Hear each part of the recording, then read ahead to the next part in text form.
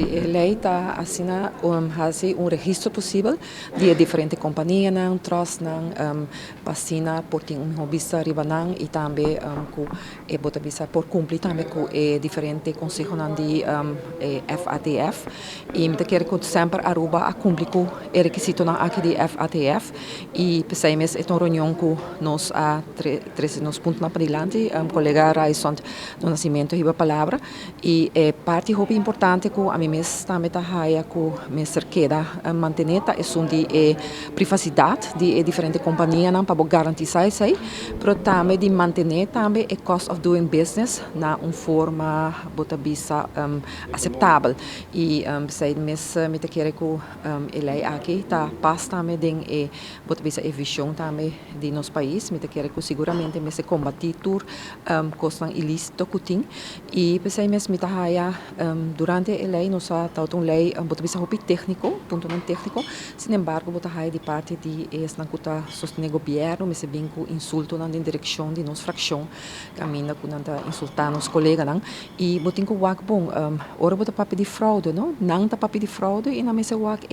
em vez de wak splinter de outro sua na mesa wak balke de na mesa wo caminha com não tem caso de fraude na DVG que tem ainda não agora resolvi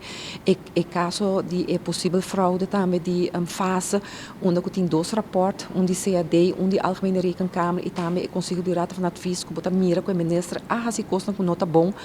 botin também de censo botin outro mais anterior em vez que bota wak essa aqui não e queda quieto investigar em momento bota bem tira culpa tira costa para outro gente e por bisa também em vez que bota bisa com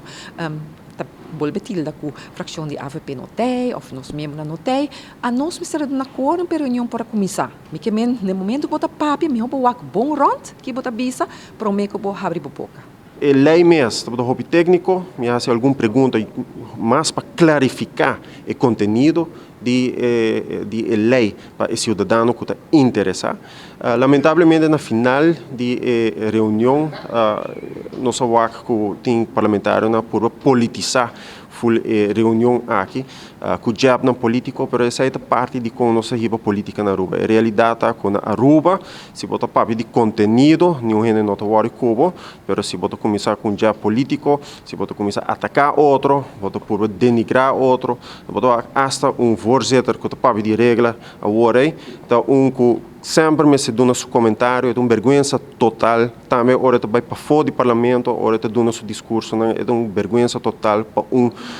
voorzitter de Estado, em vez de voorzitter de Estado, é um voorzitter para MEP. Essa é a realidade que nós vivemos na Aruba, mas é na cidadão para exigir uma melhor política na Aruba.